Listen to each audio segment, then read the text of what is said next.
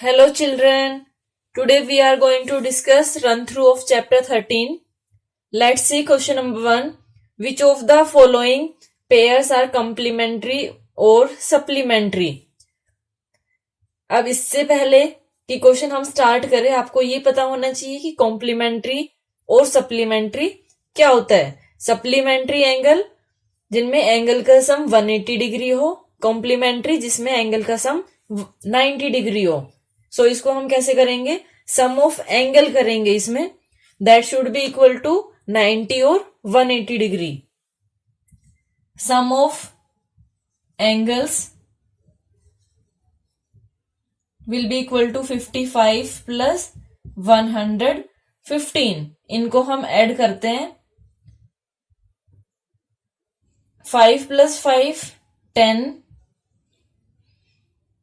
5 plus 6 plus 1 7 1। ये 170 degree है।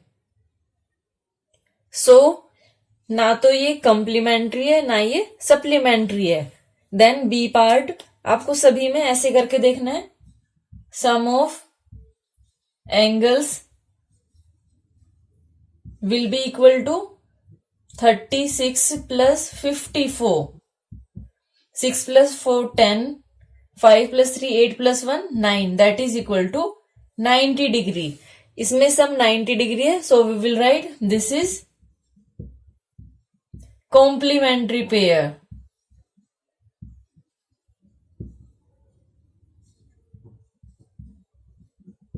Then C part, sum of angles will be equal to 78 degree plus 112 degree. इसको add करते हैं हम, 8 प्लस 2 10, 7 प्लस 1 8 प्लस 1 9, 190 डिग्री। अब ये भी ना कॉम्प्लीमेंट्री ना ये सप्लीमेंट्री है। ओके, ऐसे आपको सारे पार्ट चेक करने हैं।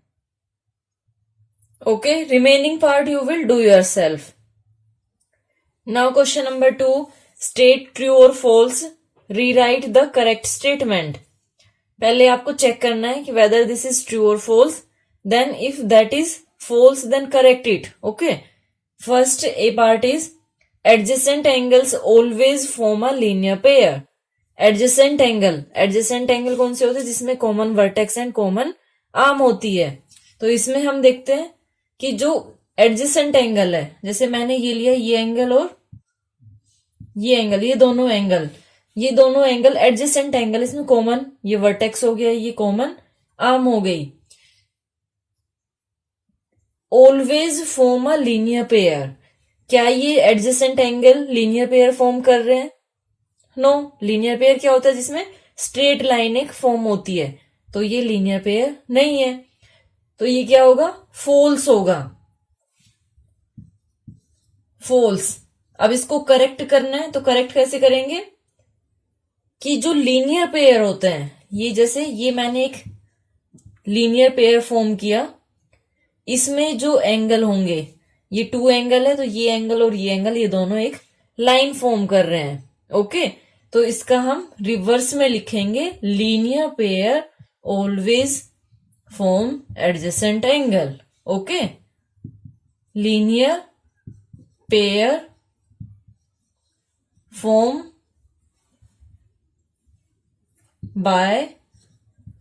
formed by adjacent angles. Then B part, 2 of the angles formed on a straight line cannot be obtuse। 2 angles है स्ट्रेट लाइन पे और वो obtuse नहीं हो सकते। अब देखिए, दोनों obtuse एंगल तो हो नहीं सकते। जैसे आपने एक एंगल ये लिया obtuse, और दूसरा अगर इसमें obtuse लोगे तो वो एंगल इधर आएगा। मोर देन obtuse एंगल क्या होता है, जिसका measurement more than 90 and less than 180 degree हो। ओके, तो जो दोनों एंगल है वो ऑब्ट्यूस नहीं हो सकते, एक ऑब्ट्यूस होगा तो दूसरा एक्यूट एंगल होगा। ठीक है, तो ये वाली स्टेटमेंट ट्रू है, इसमें कैन नॉट आया है। ये मत सोचना कि ये आप क्या बता रहे हो, कैन नॉट आया है मीन्स ये ट्रू है कि दोनों ऑब्ट्यूस नहीं हो सकते जो स्ट्रेट लाइन फॉर्म करते हैं, एक एक्यूट होगा दूसरा ऑब्ट्यूस होगा। Vertically opposite angles formed by a transversal on two lines are always equal. अब वर्टिकली अपोजिट जो एंगल होते हैं, ये वर्टिकली अपोजिट एंगल है, ये दोनों और ये दोनों, तो ये हमेशा इक्वल होते हैं चाहे वो कहीं भी हो। अब इसने ट्रांसवर्सल लिखा है तो ट्रांसवर्सल में कैसे, ये टू लाइन्स है, ये ट्रांसवर्सल है, इंटरसेक्टिंग लाइन ये ट्रांसवर्सल है, तो इसमें वर्टिकली अपोजिट एंगल ये और ये, तो ये इक्वल होते हैं। Then 4 pairs of interior and exterior angles are formed by a transversal on a straight line. 4 pairs of exterior and interior angle formed by a transversal on a straight line. ये straight line है, इसमें अगर आप interior और exterior angle देखते हैं तो 4 pair होंगे इंटीरियर एंड एक्सटीरियर के। तो इंटीरियर में अगर आप लेते हो,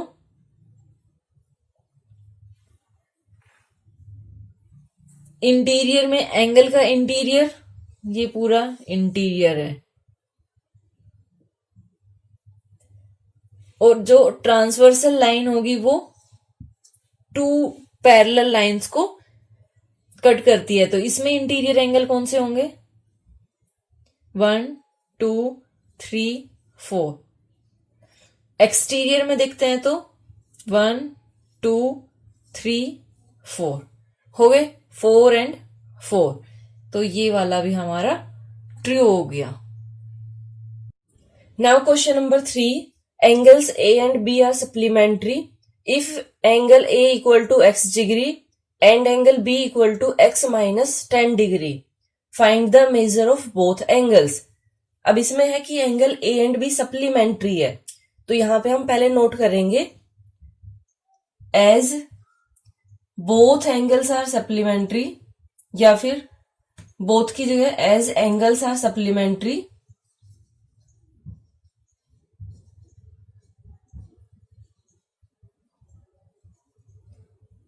So angle A equal plus angle B will be equal to 180 degree, दोनों का सम 180 डिग्री होगा। Angle A equal to x degree, angle B x minus 10 degree, that will be equal to 180 degree. Now x plus x 2x minus 10 equal to 180 degree. 2x will be equal to, यहाँ पे 10 minus में transpose करेंगे तो ये plus हो जाएगा, plus 10। 2x equal to 190 degree, x will be equal to 190 divide by 2, that is equal to 95 degree. 95 x की value आई है, angle A equal to 95 degree, angle B will be equal to x minus 10 degree, that is 95 minus 10 will be equal to 85 degree. This is our answer, 95 degree and 85 degree. Now question number 4, in which of the following cases will the pair of adjacent angles form a linear pair? Explain with example, हमें example के साथ बताना है कि कौन से में linear pair form होगा। फर्स्ट पार्ट क्या है, when both are acute angles, अगर दोनों एंगल एक्यूट एंगल हो तो एक लीनियर पेयर फॉर्म हो सकता है या नहीं, तो इसमें क्या आएगा, इसमें नो आएगा। हमें कैसे पता चलेगा, उसके लिए मैं आपको अभी समझाती हूं। नो, इसमें हम लेते हैं मैक्सिमम जो एक्यूट एंगल है, जो एक्यूट एंगल है उसका मेजरमेंट क्या होगा, 89 डिग्री। ओके, ये ग्रेटेस्ट एंगल होगा। अगर 89 में दूसरा भी एक्यूट एंगल अगर आप ऐड करते हो, तो दूसरा एक्यूट एंगल अगर मान लो आप 60 लेते हो, तो ये सम हमारे पास क्या आएगा 149 डिग्री। और लीनियर पेयर कब फॉर्म होता है, जब 180 डिग्री सम आए। ठीक है, ये 149 है। अब हम 60 की जगह क्या लेते हैं 89 लेते हैं, दूसरा ग्रेटेस्ट एंगल लेते हैं। तब क्या आएगा 89 प्लस 89 178 डिग्री। ये भी हमारे पास लीनियर पेयर नहीं है। जब दोनों ग्रेटेस्ट नंबर लेने पे, दोनों ग्रेटेस्ट एंगल लेने पे, तब हमारे पास 180 डिग्री नहीं आया, तो पॉसिबल है ही नहीं। और तो आप इससे चाहे कितना भी कम लो, ये ध्यान रखना एक्यूट एंगल बोला है means we have to take angle which is less than 90 degree.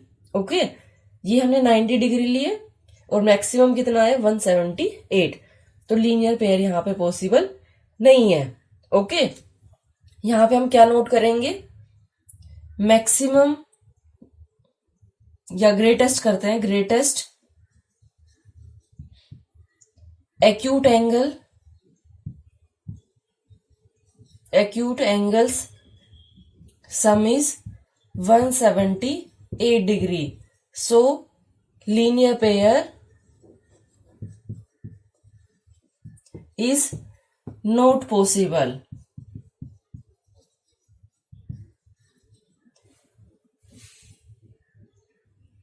Now B part, when both are obtuse angles. अब obtuse एंगल में देखते हैं हम, अगर obtuse एंगल लेते हैं, obtuse angle are those angle which are less than 180 degree and greater than 90 degree. अब greater than 90 degree है, तो इसमें मैंने क्या किया 91 डिग्री लिया, और दूसरा भी मैं 91 लेती हूँ। इसमें ये चीज ध्यान रखना कि जब भी एक्यूट बोला जाए तो आपको ग्रेटेस्ट लेना है, और अगर obtuse बोला जाए तो ये स्मॉलेस्ट लेना है। इन दोनों का सम कितना होगा 91 प्लस 91 182 डिग्री। जब हमने स्मॉलेस्ट obtuse एंगल लिए उनका सम 182 डिग्री है, जो कि लीनियर पेयर नहीं है। अगर मैं यहाँ पे 120 लेती हूँ और फिर 91 लेती हूँ तो वो सम तो और भी ज्यादा जाएगा। ओके, जब स्मॉलेस्ट से पॉसिबल नहीं है तो ग्रेटेस्ट से भी पॉसिबल नहीं होगा। यहाँ पे हम क्या नोट करेंगे, नो टू obtuse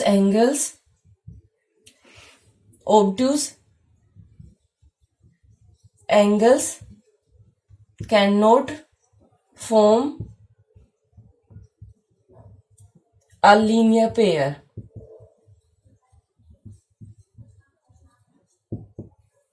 ओके, अब इसके लिए क्या होना चाहिए, ना तो एक्यूट ने किया ना obtuse ने किया, तो इसके लिए हमारा आंसर क्या होगा, जो कि नेक्स्ट पार्ट है, when both are right angle. जो सी होगा व्हेन बोथ आर, मैं इसका डायरेक्ट आंसर कर रही हूं, when both are right angle then linear pair is possible.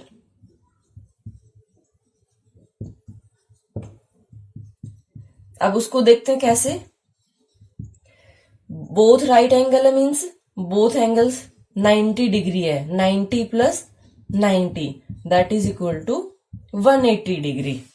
Okay, अगर दोनों राइट एंगल है तो लीनियर पॉसिबल है, और दूसरा जो डी पार्ट है, when one angle is acute and other is obtuse, तो तब भी लीनियर पेयर पॉसिबल होगा।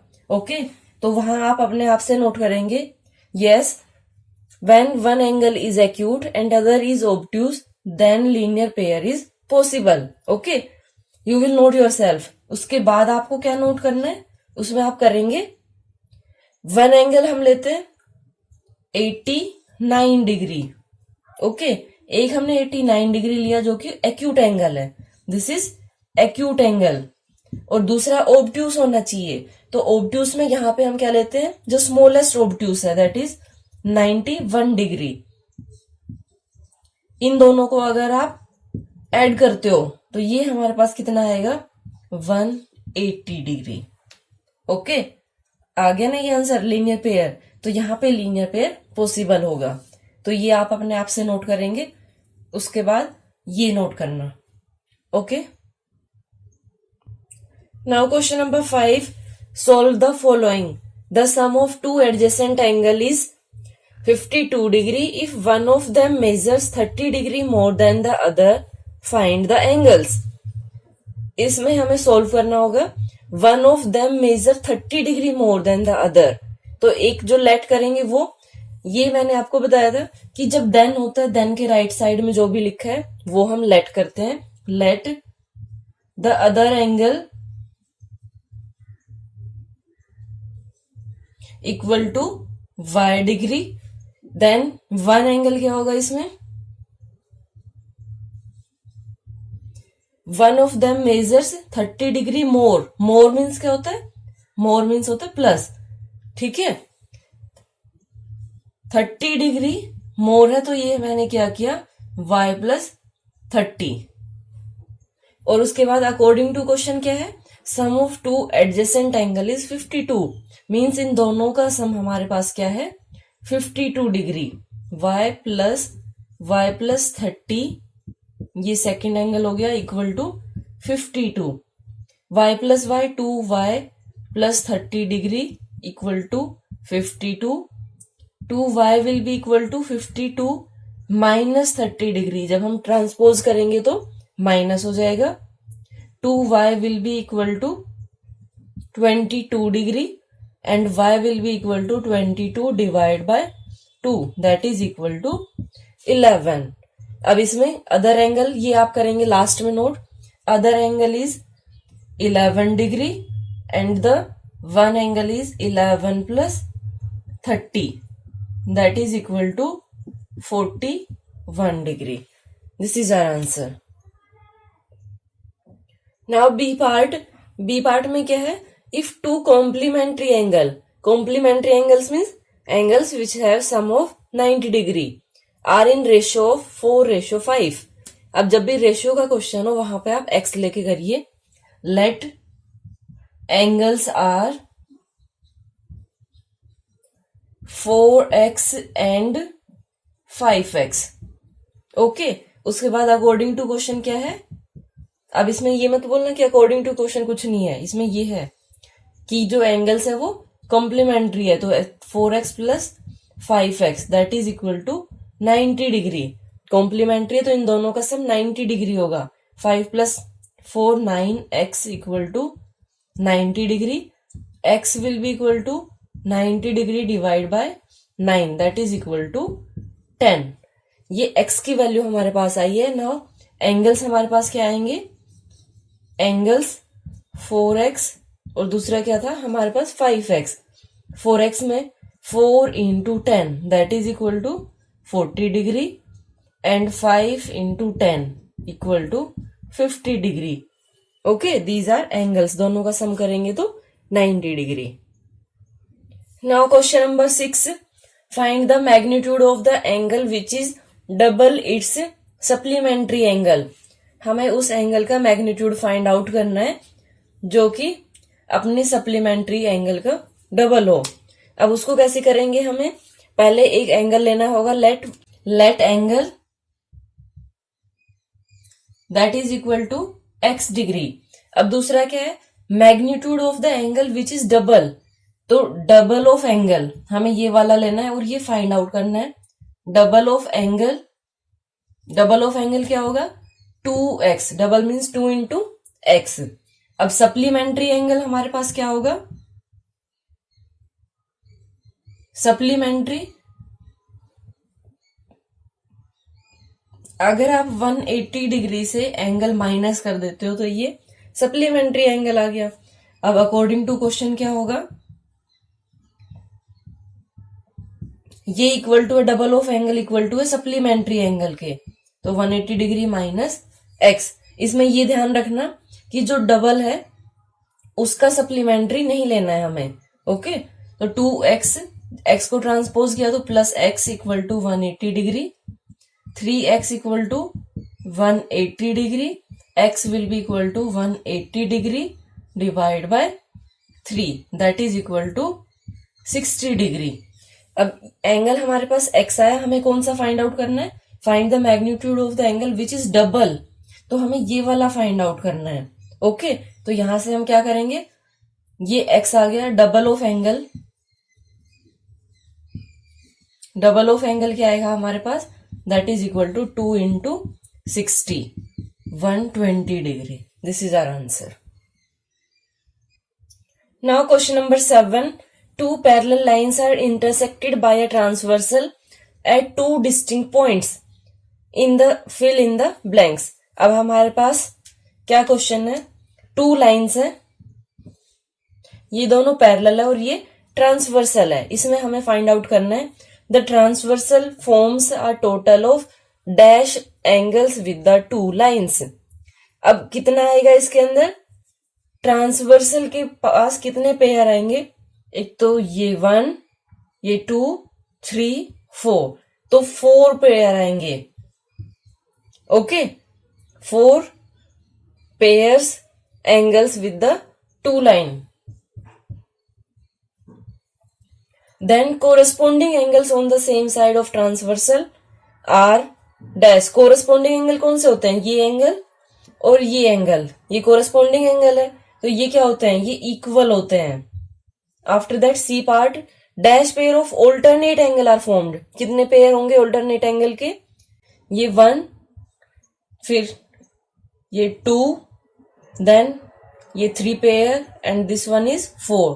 4 pairs of alternate angle are formed. Then vertically opposite angle, ये एंगल और ये एंगल हमेशा इक्वल होता है, तो यहाँ पे क्या आएगा, vertically opposite angle are equal. Now question number 8. In the adjoining figure L parallel to M find the value of unknown angles. इसमें जो अननोन एंगल है उनकी वैल्यू हमें फाइंड आउट करनी है. सो इसके लिए देखिए L और M, ये दोनों लाइन है L M. अब जब भी लाइन पैरेलल होती है और ये वाली जो इंटरसेक्टिंग लाइन है ये ट्रांसवर्सल होती है. अब इसके लिए प्रॉपर्टी हमारे पास क्या क्या है, सबसे पहले तो ये देखते हैं हम 135 डिग्री और E को देखते हैं. ओके, तो E कितना होगा, E और 135 ये दोनों एंगल मिलके एक स्ट्रेट लाइन फॉर्म कर रहे हैं. तो यहां पे हम क्या करेंगे, L parallel to M, so E angle E plus 135 degree that will be equal to 180 degree by linear pair. Reason we have to write angle E will be equal to 180 degree minus 135 degree. That will be equal to 10 minus 5, 5. Then 7 minus 3, 4. 45 degree. E measurement कितना हो गया, 45. अब next देखिए, जो E होगा वही F होगा. E will be equal to F equal to 45 degree. This is vertically opposite angle. Then जो E होगा वो ही इक्वल टू A होगा. वो कैसे होगा, ये हमारा होगा कोरस्पॉन्डिंग एंगल. ओके, इसके लिए सभी प्रॉपर्टी हमें पता होनी चाहिए. ये कोरस्पॉन्डिंग एंगल है, ये लाइन इसके ऊपर की साइड में और ये लाइन इसके ऊपर की साइड में, ये दोनों इक्वल होंगे. उसके बाद हम देखते हैं E और F हो गया, जो F होगा वो ही इक्वल टू C होगा.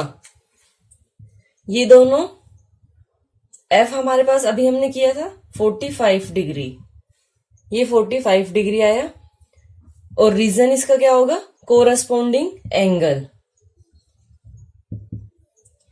ये और ये कोरस्पॉन्डिंग एंगल. देन हमारे पास अब क्या बचा, अब देखते हैं D. ये D, ये B है, सॉरी ये B है. अब D देखते हैं, D will be equal to 135 degree. ये भी क्या होगा, कोरस्पॉन्डिंग एंगल. देन B देखते हैं, B हमारे पास क्या होगा, B will be equal to D that is equal to 135 degree. और ये कौन सा हो गया, वर्टिकली ऑपोजिट एंगल. ओके, क्या क्या देखा हमने, सबसे पहले एंगल E फाइंड आउट किया लीनियर पेयर से.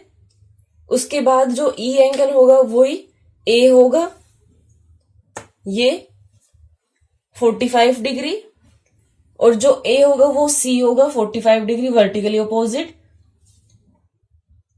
और इधर जो ई होगा वही एफ होगा वर्टिकली अपोजिट एंगल, और एफ और सी इक्वल टू होगा। देन जो 135 डिग्री है वो इक्वल टू डी होगा, ये कोरस्पॉन्डिंग एंगल, और डी के वर्टिकली अपोजिट में बी है। तो ये सारे एंगल हमने ऐसे फाइंड आउट किए। Okay, remaining question we will do in next part. Thank you so much for watching my video and have a great day.